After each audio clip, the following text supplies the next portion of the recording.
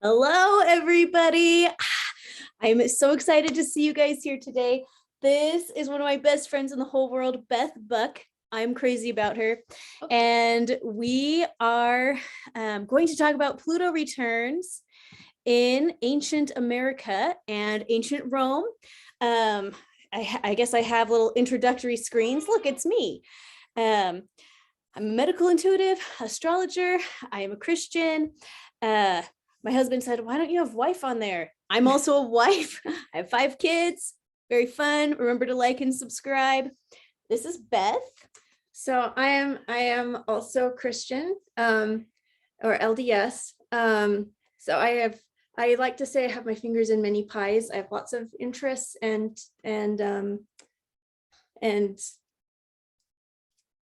my mind went blank. So my collegiate experience is in Middle Eastern studies. So this is a picture of me in front of the treasury in Petra. I have actually been to a lot of these places, Jordan and Syria and Egypt.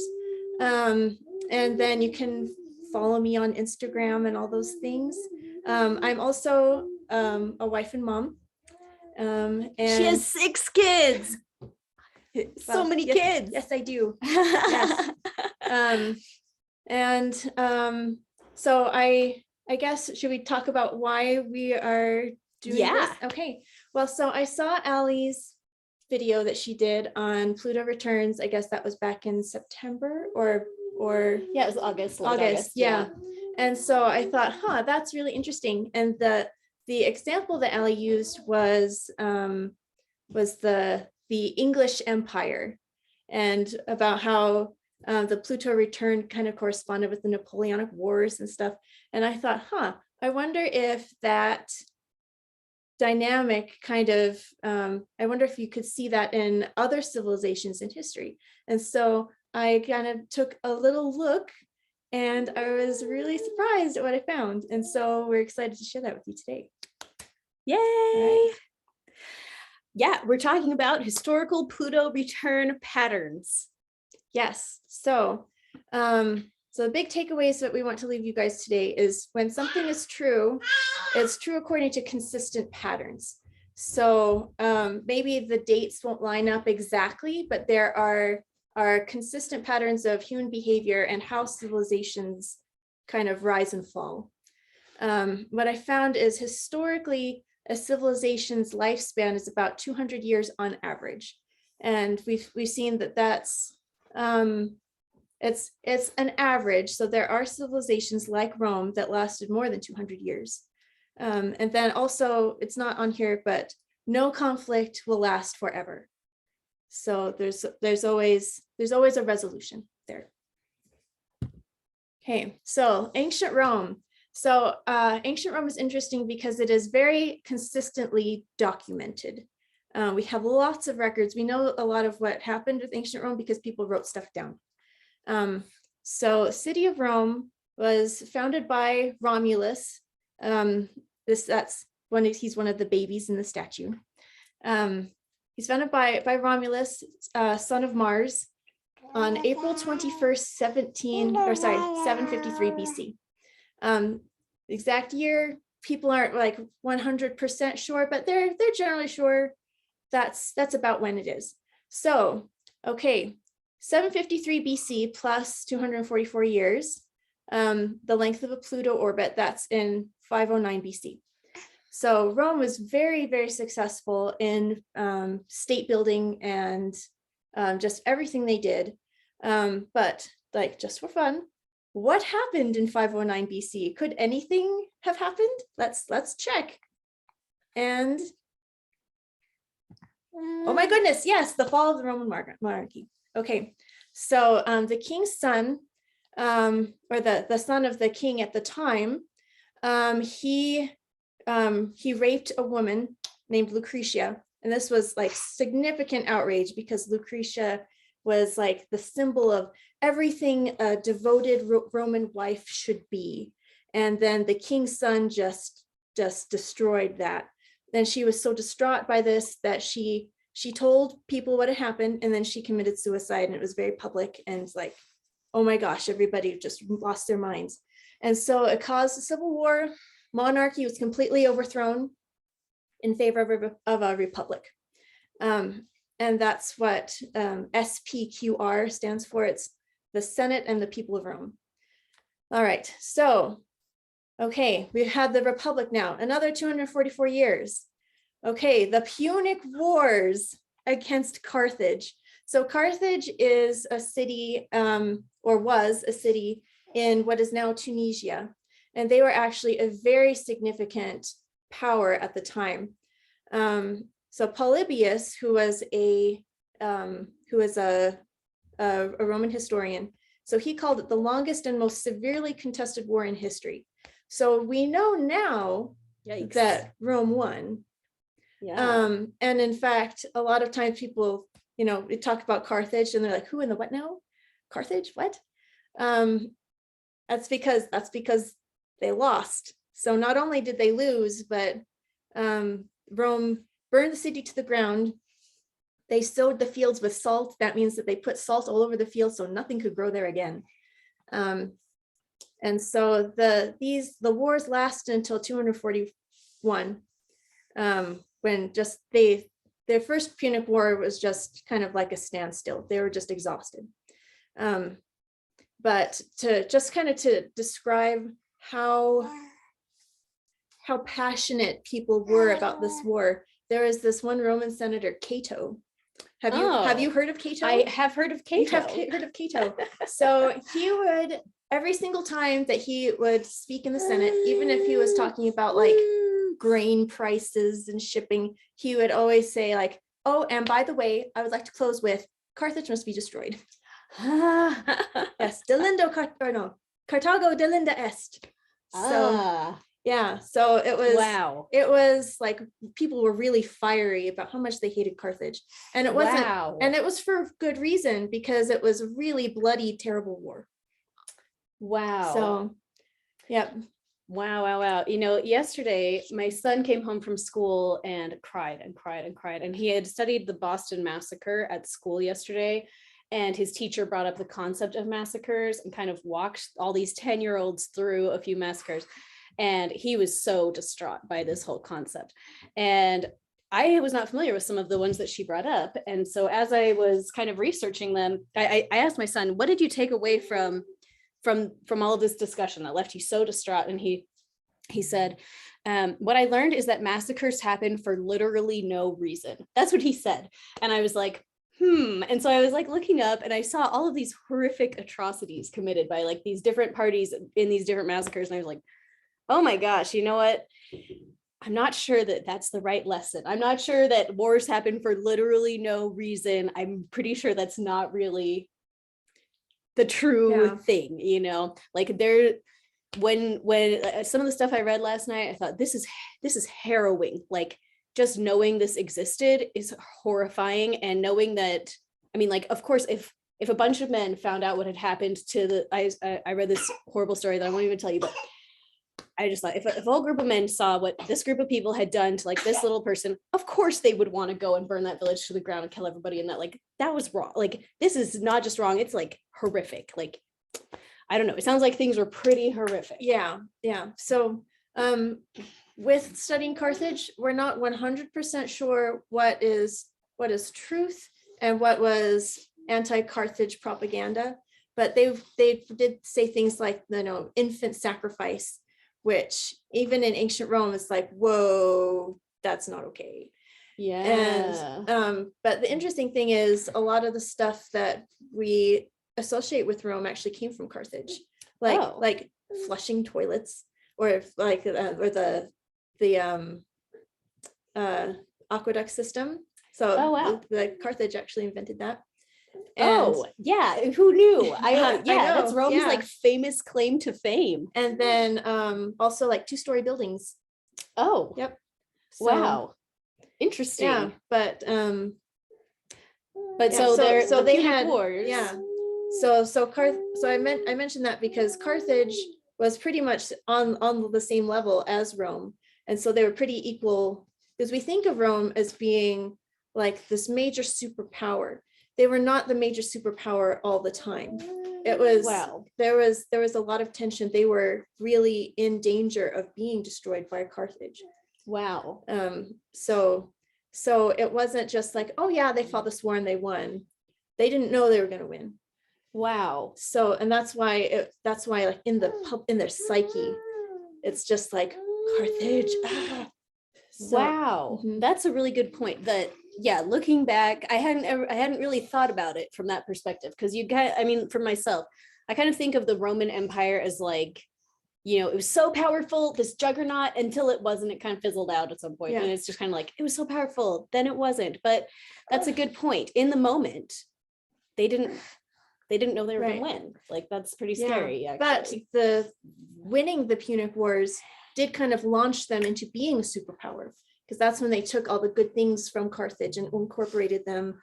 And that's when they became the superpower of the Mediterranean and kind of just launched everywhere. Yeah. So there were Wow. some good things, maybe not for everybody, but for Rome anyway. Yeah. Some good things came from that conflict. Wow. So in the context of Pluto, this is really a true death and rebirth. I mean, like, lots of people died. Yeah. And also the entire civilization kind of had to be reborn. Yes. Through this, and as a result of this, and like along with this, right? This kind of like Pluto energy kind of permeating this entire situation. I think that's a really good way to put it. Wow. And so notably, Pluto was only discovered recently. I mean, past 100 years. I think it was 1930s. Yeah. So the Romans, they had a lot of astrological knowledge, actually. And there's a kind of a famous story among astrologers about how the Roman Empire, it was illegal to cast the Roman emperor's star chart, because then what would people know? And so there's this story of one of the court astrologers that they were auditioning to be the new astrologer, and they brought him to the edge of a cliff, and they were like, cast the emperor's chart or we'll throw you off the edge of a cliff. And he refused. And he was like, I'd rather jump off the cliff than cast the emperor's chart. And that was what earned the emperor's respect. I actually hadn't heard that story before. Yeah, well, a little astrological take on the, but so anyways, the Romans knew a lot about astrology, but they had no idea that Pluto even existed. Pluto is not one of those planets that you can see with the naked eye like Venus or Mars. So, so they had no idea that there was this astrological connection. Here, we'll go to the next slide. Okay. All right. So let's go to the next Pluto return. Okay. So 21 BC. That's about 244 years from the first Punic War. Okay. And so the dates don't exactly line up because things aren't 100%. It's true. Well, and even the Pluto return, I don't think it's always 244 years. I think it can be between, like, it can be between 240 and 250, I think. I think it's not on a totally regular orbit. Yeah. So, but it's close enough that I think it's relevant. So in 27 BC, which, because BC is like negative numbers essentially. Yeah. So 27 BC was actually before 21 BC. So that was when the Roman Republic was taken over by Augustus Caesar. So that means, so public is dead, SPQR, Senate and people of Rome, no more. So it's just, it's the emperor, and then the Senate's kind of like the window dressing.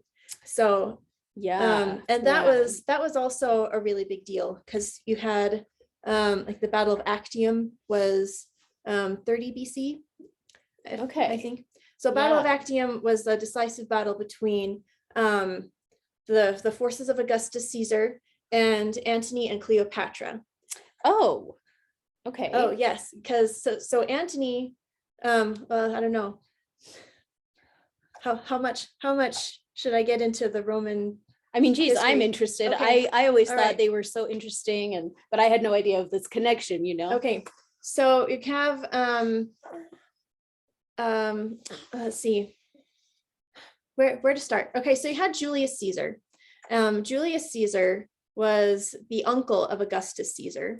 Okay. And he was part of what they called the triumvirate, which were like a group of three guys that were kind of like group in charge of the Roman armies and stuff. Julius Caesar kind of emerged and became a dictator, which is a technical term, like the actual dictator, not like not like the like, loaded emotional term, right, but like yes, the name of the job. Yes, right. So he was killed by everybody in the Senate. Like they all stabbed him on the Ides of March. We're probably familiar with that. And the reason is because they recognized that he was trying to take too much power. And they still remembered kind of what happened when Rome had a monarchy, and they were not okay with that. And so it's like, sorry, Julius Caesar has to go. Augustus Caesar, his heir, basically he was like, well, but what if we did? And so another power player in that was Mark Antony, who was one of the members of the triumvirate. The other was Pompey. Right. So Pompey. yeah, so right. Pompey, I think, if I remember correctly, he was just kind of, his armies were defeated incidentally. And so then you have Augustus and Mark Antony. I won't go into like all the reasons why the Battle of Actium was won or lost, but Mark Antony and Cleopatra lost, and Cleopatra ended up committing suicide. Right. Yes. The famous yes. thing. So famous. Yes. And so then, and that is also when Egypt becomes a Roman possession. So it becomes incorporated into, I mean, it's a process, but that's when it became, or started to become part of the Roman Empire. Wow. So that was before the 21 BC. Yeah, so this is thing. So Battle of Actium 30 BC. Okay. 27 BC is when officially Augustus Caesar is declared the emperor. Okay. But at this point, but just for a multitude of reasons, they just kind of accept it. Like, okay, all right, emperor, like, sure. Yeah.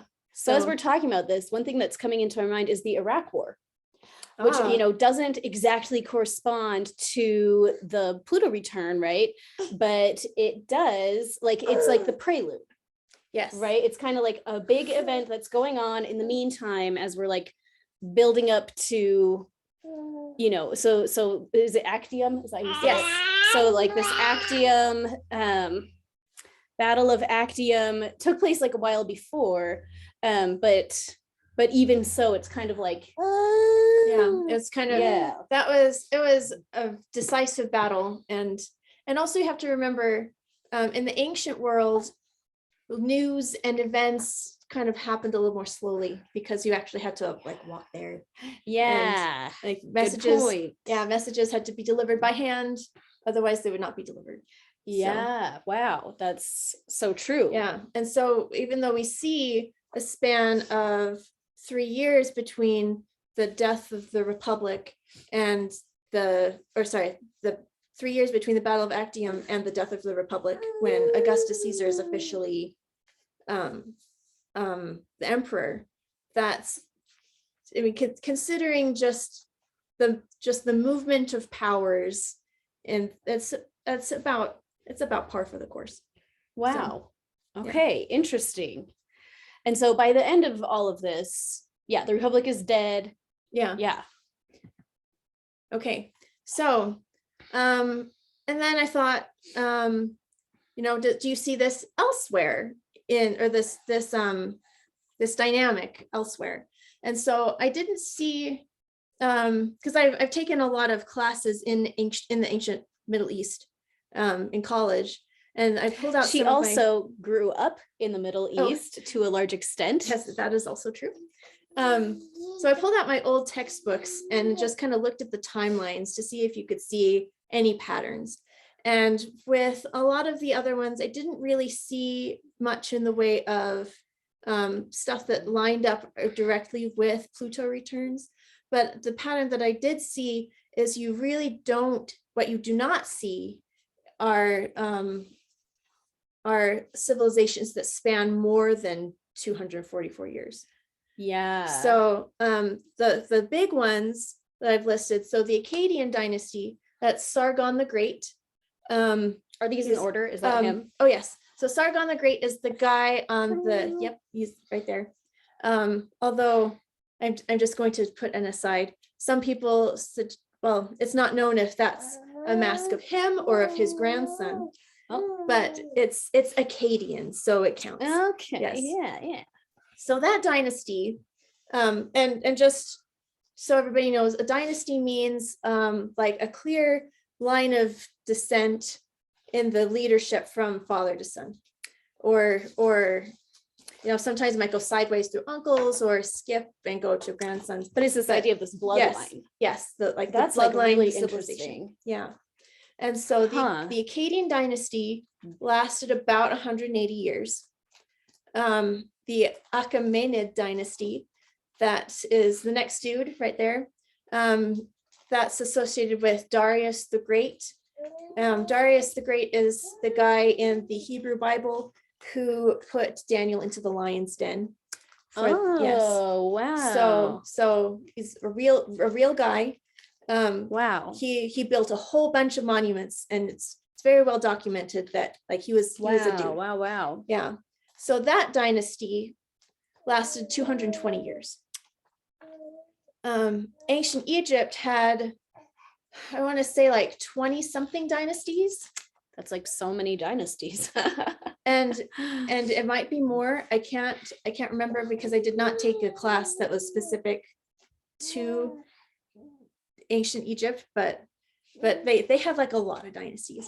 And that was also interspersed with interregnum periods where there was kind of like chaos and they just didn't have anybody as a pharaoh. That sounds like a stressful time to be alive. Yeah. Oh, and so gosh. So ancient Egypt spans like a couple thousand years. Right. Yeah.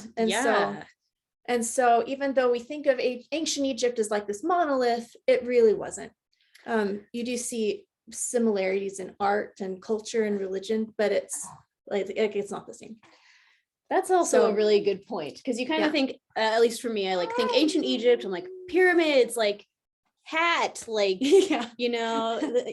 and but it really, that's a long time for that. There were lots of different people living there and shifting their culture over time. And wow. Yeah. And you even see in the art from the various time periods that even the ethnic groups and the ruling ethnic groups changed over time.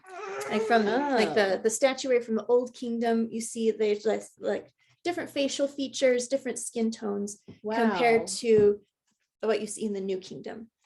Wow. And so a quick look at the timeline says that the Ptolemies, of which Cleopatra was the last one, they were the only ones that lasted more than 244 years. And even then, it was not that much longer than 244 years. Wow. And the Ptolemies were actually they're not technically Egyptian, because Ptolemy was one of the generals of Alexander the Great. So he's Greek. Yes. So Alexander, he swept through the whole world. And then after Alexander died at a relatively young age, then his empire just kind of broke up in pieces, and his generals each took like a little piece. And so Ptolemy was the one that took Egypt. So, and then they kept it in the family for over 244 years. Yes. That's like pretty amazing.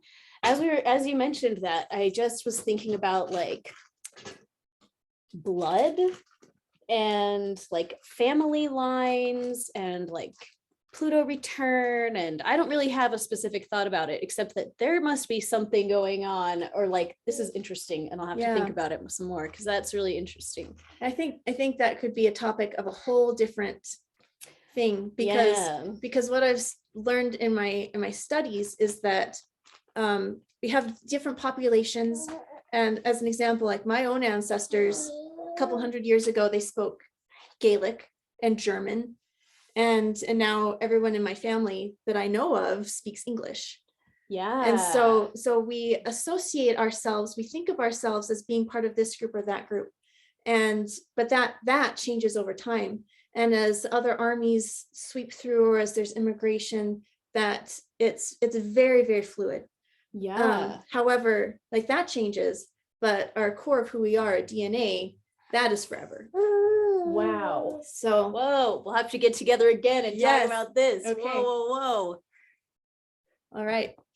Okay, now let's move on to ancient America. All right, so both Allie and I are members of the Church of Jesus Christ of Latter-day Saints.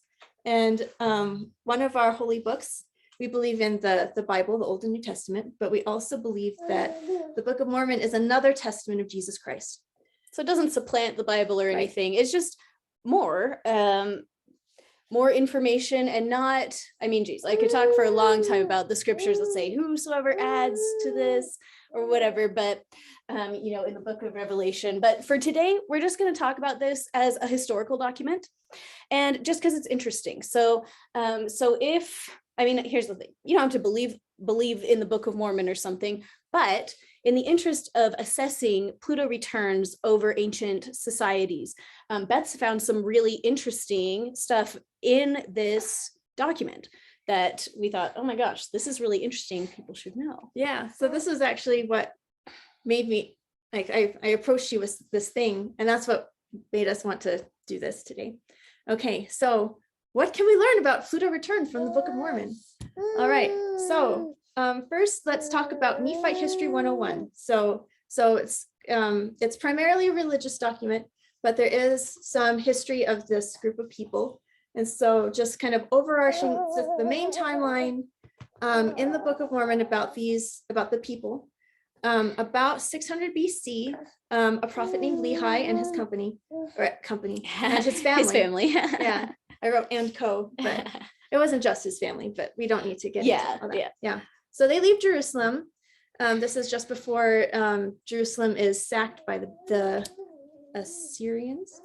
Yeah, I think so. This is so 600 BC. So Lehi was alive at the same time as Jeremiah. Yes. In the Holy Bible. So there's Jeremiah and Lehi, and this is also the same time as Lao Tzu, who wrote the Tao Te Ching. So these were all going on at the same time, and it was also like contemporary with the 7 wise men of Greece. So we had a lot going on in the whole world at that time, but just to kind of put a little frame on it. Okay, great. So they're brought by so this group of people, Lehi and his family, they are brought by divine power to the Americas, similar to the children of Israel being brought out of Egypt and into the land of Canaan.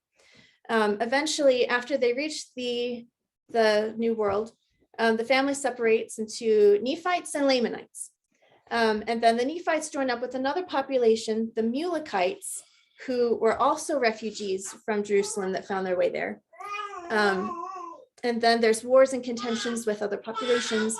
The climax of the book is when Christ visits the righteous Nephites in the Americas, which ushers in 200 years of peace. However, this peace is followed by a sharp decline and ultimately destruction. So that's like the overview. That was like the high level concept. You read it, that's what you're gonna read. Okay, so what patterns do we see? First of all, golden age of Nephi. Nephi is the youngest of Lehi's sons, but he is also the spiritual successor of Lehi's prophetic visions, and he becomes a spiritual leader of his people, and also eventually the de facto king. And so he keeps records of all of his spiritual experiences, and this period where Nephi is ruling, later writers within the Book of Mormon keep saying, like, man, I wish I lived in the time of Nephi. So this is considered almost like a golden age. And these records are passed sometimes from father to son, sometimes from older brother to younger brother. By the time a descendant of Nephi gets, or his name is Omni, he gets the plates in the 238th year after leaving Jerusalem.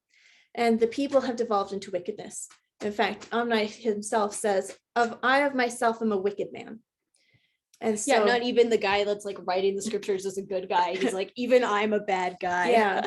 And so you kind of see, like, you start kind of up here with spiritual enlightenment and desire to, desire to do right by God. And then they have this decline. and then there's, war and contention and stuff. Yeah. And then you see later on, the reign of Mosiah the first. So Mosiah was the king of the Nephites at this time. And during his reign, that was when the Nephites met up with this other group, the Mulekites, and they kind of joined together and they become like one people. And so if you think of that as like the founding moment, and then we have like the bulk of the Book of Mormon actually comes from this period, from between the reign of Mosiah the first to the sign of the death of Christ. And so it doesn't say exactly how long that was, but if we work back, so there's 33 years from the sign of Christ's birth in the Americas to the sign of his death. And then you have 100 years of the reign of the judges.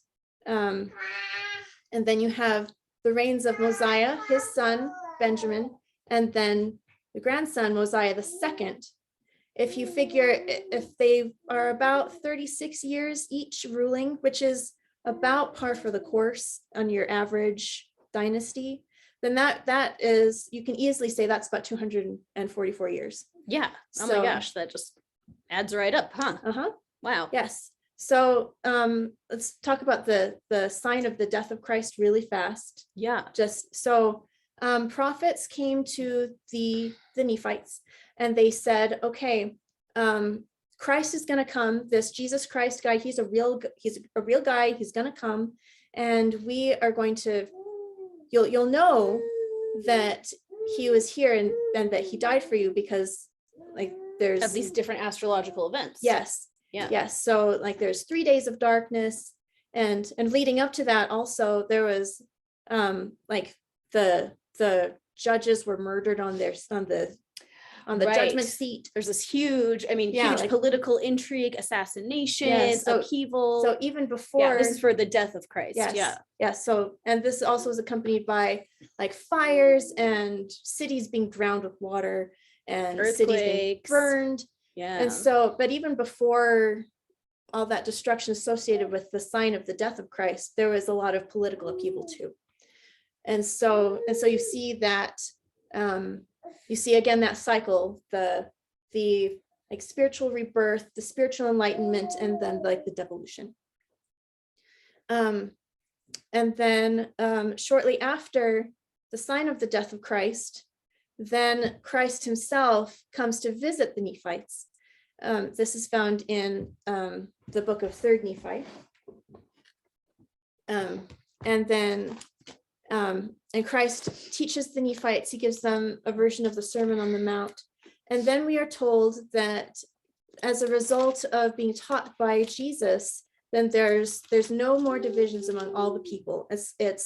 There's truly true peace. Everybody gets along well. And then after about 200 years later, that's when like cracks start to form in the like the chinks appear in the armor of the society. And then you get in 1st Nephi, chapter 1, verse 40, it says, it came to pass that 244 years had passed away. And that's when... And the more wicked part of the people did wax strong and became exceedingly more numerous than the people of God. There it is, 244 years. Yeah. That's the thing. She texted me that. She's like, look at this. And I was like, oh my gosh, it's right there in black and white. Oh my gosh, interesting. Wow. Yeah. So even if, I guess a big takeaway that I got from all of this is, even if you are not really super sold on the idea of astrology and that the Pluto return is a thing, like this cycle is really apparent in history. Yeah, there's this big pattern. Yes. Of civilizations across, cultural lines and kind of all over the whole planet. Right. Yeah. Okay. So takeaways, again, so when we learn, sorry, I'll start over. So we learn about like the ancient Greeks, like ancient Greece was like this big block, but it wasn't. They were lots of different city states, and Rome is not this big block either. It's divided into different periods, and what it meant to be Roman changed over time. In addition, same with Egypt. We talked about that. Mesopotamia, that's a big one, because Mesopotamia lasted like 3,000 years. Oh, So I don't think I knew that. Oh yeah, so it's actually from the time that it's longer, from the time that we have from now to when the last cuneiform message was written. It's a shorter span of time from the end of cuneiform writing to the beginning of cuneiform writing. Oh my gosh. So that is a big perspective. Yes, and again, you always have like people coming in and invading and then sticking around, and then more people invading, and they all mixing together, and different dynasties. And so we think of it as like, oh yes, the Mesopotamians are like all the same, and they're not. Yeah. And I would say it's even similar in the United States, because what it means to be American now in 2021 is much different than when the founders of the Constitution were around. Yeah. So, and I think one thing I want to touch on also is the founders of the United States, the writers of the Constitution. They were aware of this. They were very, very educated, very smart people. They had studied all of this. And in fact, I think it was James Madison, prior to coming to the Constitutional Convention, he like really threw himself into what makes a good government, what other governments were like, and how to create the best government. So he was very, very aware of this dynamic. And that's why they put so much care into it, because they wanted to create something that lasted. Yeah. Wow. That's so true. Oh my goodness. So I guess let's talk for a minute about right now. So this coming up Pluto return, we have the Pluto return. The first one is going to be on February the 20th, which is coming right up. It's less than 3 weeks away. But Pluto is going retrograde during this period. So we're going to have one Pluto return here in February. We're going to have another one retrograde in July. Then it's going to come back again and be like the complete Pluto retrograde for the United States in December 28th. So this entire year is going to be full of Pluto return energy, and it's just like whacking us back and forth all year.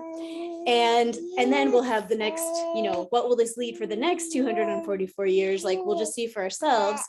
But so what are some thoughts that we have from all of this? Like, what can we take away from this as we're going into this coming year and the years to come? Because again, if you've watched my other videos about the Pluto return, stuff doesn't always happen that day, right? Or even that month, or that even year, but sometimes it really does.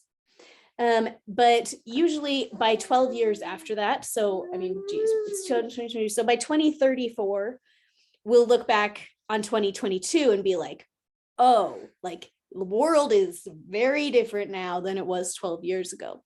But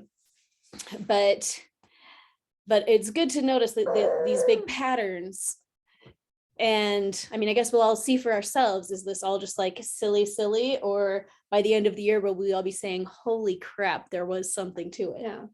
Well, I mean, if you look at the current political system, well, if you kind of like look up from a macro level, there's a lot of stuff, we don't have to go into it, but there's a lot of stuff that is kind of concerning. But I think as we've been talking and as I've been thinking about this, I think the biggest takeaway is that, one, no conflict lasts forever.